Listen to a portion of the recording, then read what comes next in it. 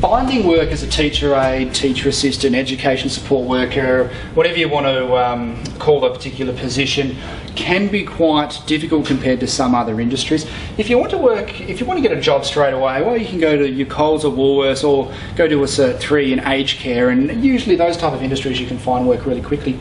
It's relatively easy to find work as a teacher aide if you want to do relief and casual work, and that generally leads to full-time work relatively quickly. Most of our students get casual work, part-time work pretty quickly, and within 3 to 6 months they're working on contracts and aiming towards permanency later on.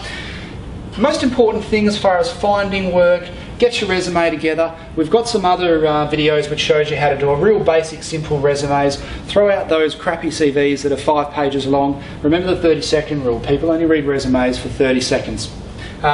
Once you've done your resume, also get your clearances and your courses together. So I'd recommend having your Working with Children's check, or whatever the equivalent in your state is, and a certificate of the courses you've done, whether it's childcare, education support, any other related courses.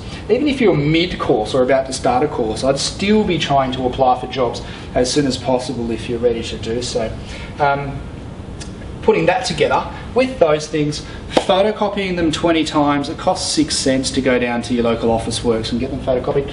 Put them all in an envelope and apply at least 20 schools. I'd take your resume and whatever else you've got, and to at least 20 schools. I prefer to see 30 schools. A lot of people say, well, you know, I tried to get a job and I didn't really, they haven't called me back or anything. And that's because they've applied to 1 or 2 schools, or the local school up the road, and they're aiming to work at that one school, and they've got the idea that they want to work in this one particular class. And that's probably not going to happen.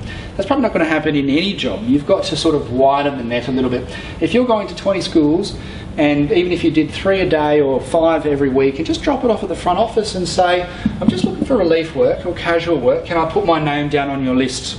And hopefully then they'll get back to you. You've ticked all their boxes as far as they're concerned, and hopefully they'll get back to you soon.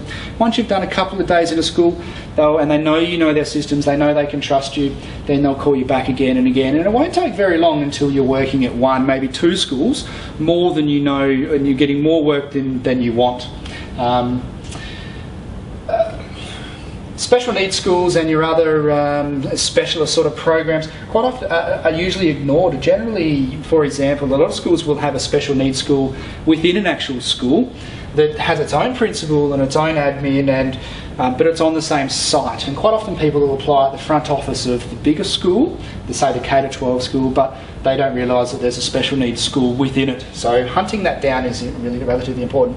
In Australia now, you can go onto the online websites, the DET websites, Schools Online, whatever they're called, and you can search for schools within your postcode, say 50 Ks, and it'll come up with quite a lot of schools. In WA alone, there's something like 900 public schools and 200 private, I think. Northern Territory, there's a couple of hundred, I think 6,000 or something in New South Wales. There's a huge number of schools, so there'll be lots within your particular area. So going to 20 shouldn't be too much of an effort if you live relatively in an urban sort of area. The other thing I tell students a lot, maybe I'm a little bit biased because I'm a high school teacher myself, high school, don't forget to apply at high school. It's easier to work at high schools than it is in primary schools, I think, because primary schools, you're more in charge. You're like sort of like a teacher when you're there, I guess, and you're expected to take care of, say, 5 kids that are running around screaming, whatever. In high school, it's a teacher that generally deals with the great majority of the behaviour problems, and usually you're just there circulating between and helping students do whatever they're doing. Okay, don't forget high schools.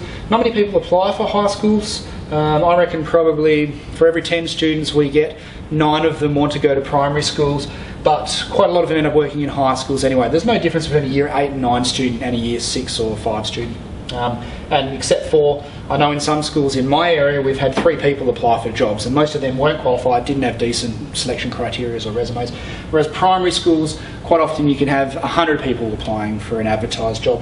Usually those jobs, by the way, go to the people doing this in a school. Okay.